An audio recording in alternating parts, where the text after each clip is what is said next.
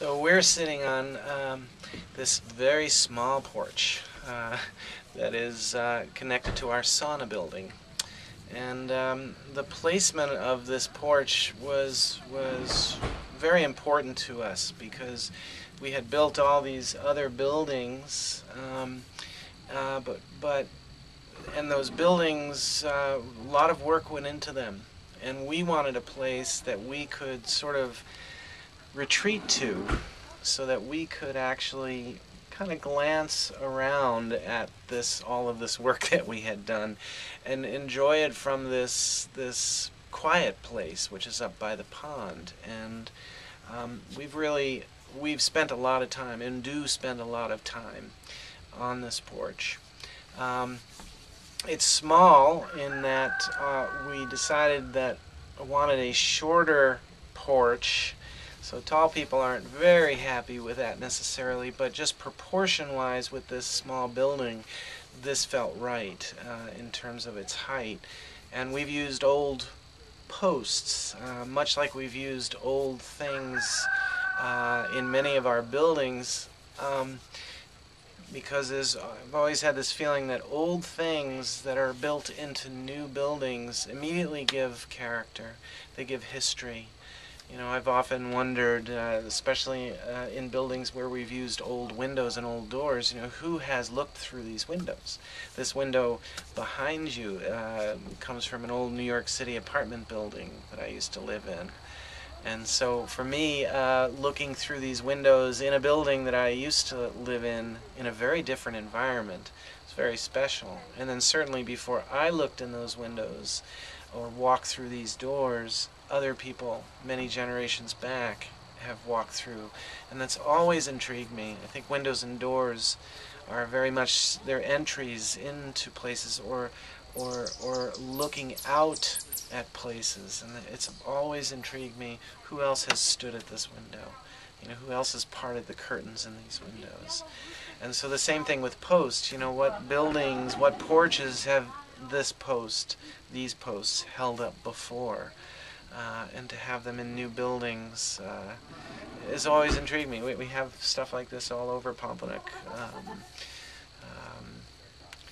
Yeah, and generally we don't, you know, we might treat the post, but we never paint them, which is kind of interesting.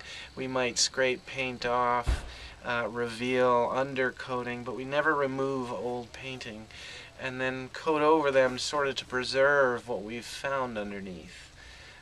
And that's, again, always this feeling. And you've mentioned safe space. Mm-hmm. Very often when we do mentoring here at Pomponik Farm. Mm-hmm. So very often having a mentoring relationship, it's always here at the porch that we come to kind of remove ourselves from the center of activity. And that idea of safe space, we work with a lot of children and teens here. So this has been kind of an important part of making sure that we have safe space for people. And I'm hoping that they're gonna be able to turn around pretty easily. Yeah. I'm just going to pan across so you can see that Porch Pieces is kind of on the road again after this lottery performance here at Pomponik.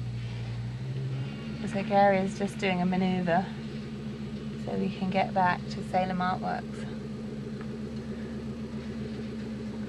A perfect piece for this play. Perfect set piece. Well, I find it really fascinating having, you know, this patchwork porch, you know, and I questioned how many people have had conversations on this porch before us. All the people and families who've visited every single post that has a different story comes from past porches, loved or not. You never know. I wonder how many arguments they might have had or discussions, and then I always think of it, you know, as this safe space, and a lot of people have talked to me about porches being safe space.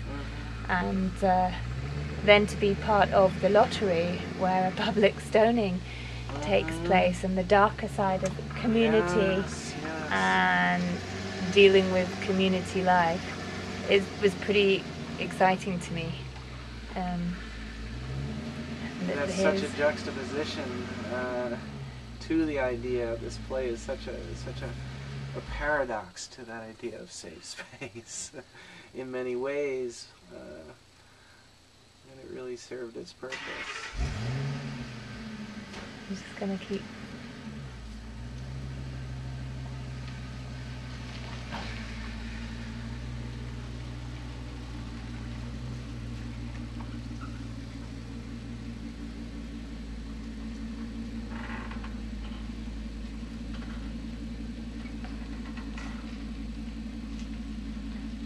There she goes.